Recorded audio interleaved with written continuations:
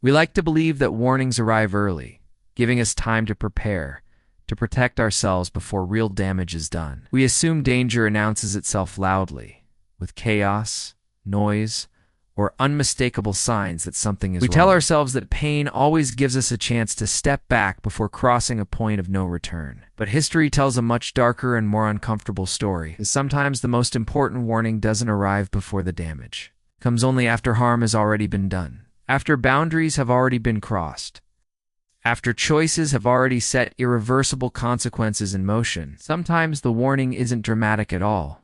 It's just a sentence. Don't. It still hurts there. That warning wasn't shouted across a room or screamed in desperation. It wasn't written into a formal report or documented in official records. It wasn't broadcast on the evening news or debated in public forums. Instead, it was whispered. Quiet enough to be overlooked. Careful enough to be dismissed. Spoken only after damage had already begun to take hold. And by the time people understood what those words truly meant, the harm could no longer be undone. Because this story was never just about a single moment. It wasn't about only one individual making a bad decision. It wasn't confined to one location on a map. It was about a repeating pattern. A pattern that shows up again and again throughout history. Across industries that appear stable on the surface. Across economies built on trust and assumption. Across ordinary lives quietly affected by powerful systems. Where the final warning always sounds the same. Soft, late, and tragically ignored. To understand how this warning came too late, we must understand the environment that made it inevitable. This story begins in a place defined by routine, a place where trust was the foundation of daily life, not chaos, not constant danger, but a tight-knit rural economy where everyone knew one another by name. And reputation mattered more than written contracts. Most agreements were verbal, sealed by handshakes rather than signatures. Paperwork was rare, and formal oversight was minimal.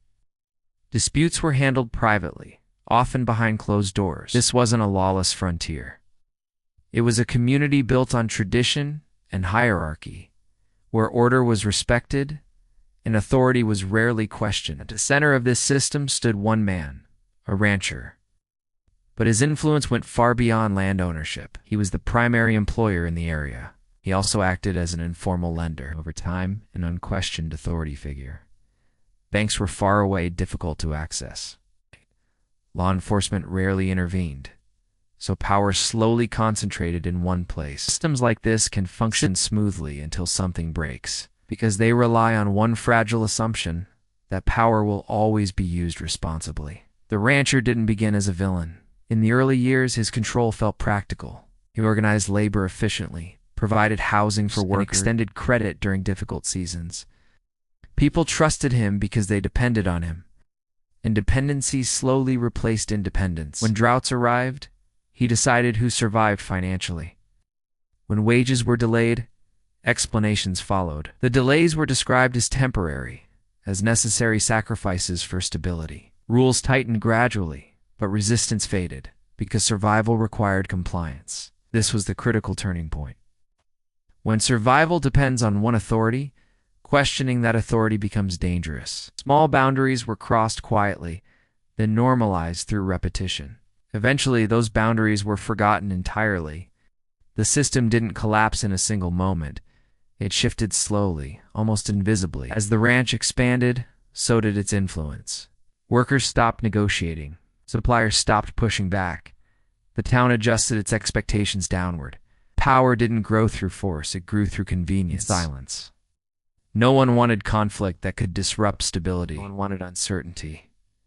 Accountability quietly disappeared.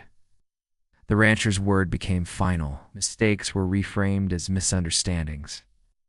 Harm was minimized or dismissed until someone finally spoke. Not loudly, not publicly, just a sentence. Don't. It still hurts there. This wasn't about a physical injury.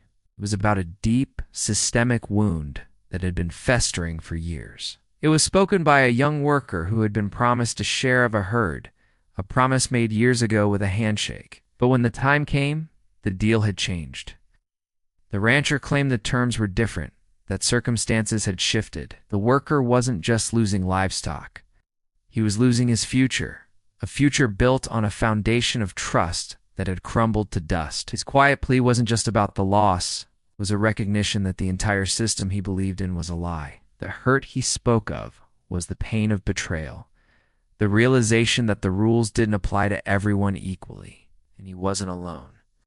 A local shopkeeper had extended credit to the ranch for years, believing their long-standing relationship was solid. But when she finally asked for payment on overdue accounts, she was met with vague promises and subtle threats about what might happen to her business if she pushed too hard. Her voice was silenced not by an outright refusal, but by the chilling implication that her livelihood depended on her staying quiet. A family that had leased their land to the ranch found the terms of their agreement slowly altered over time. Fences were moved by a few feet one year, water rights were reinterpreted the next. Each change was small enough to seem insignificant on its own, a minor misunderstanding. But cumulatively, they were being squeezed off their own property. When they tried to object, they were reminded of all the favors the rancher had done for them in the past, turning their legitimate complaint into an act of ingratitude. Each of these instances was a quiet warning, whispered in private conversations, shared in hushed tones between neighbors. But none of them were loud enough to break through the illusion of stability. The community had become so accustomed to the rancher's authority that challenging him felt more dangerous than accepting the escalating harm. They had traded their autonomy for a sense of security, and now they were paying the price. The fear of disrupting the system was stronger than the pain it was causing. Everyone saw the cracks forming, but no one was willing to be the one to admit the foundation was broken. They continued to act as if everything was normal, hoping that if they ignored the problem, it might just go away. But problems like this don't just go away, they grow. The rancher's control tightened from economic influence to something far more personal. He began to mediate family disputes, dictate social behavior, and decide who was and wasn't welcome in the community. His benevolence had become a tool of control, the very thing that once made the community feel safe, single. Powerful leader was now the source of its deepest vulnerability. The slow erosion of accountability had created a vacuum where one person's will was law. And because the system was built on informal agreements and personal relationships, there was no formal mechanism to push back. There were no contracts to enforce, no independent bodies to appeal to. There was only the rancher's word, final whispered warning, don't.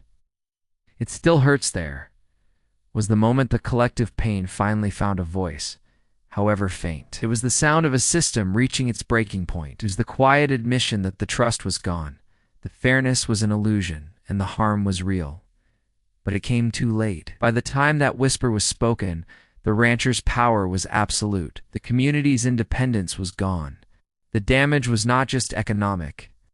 It was woven into the social fabric of the town, into the relationships between neighbors, and into the very sense of self-worth of its people. The system didn't just break.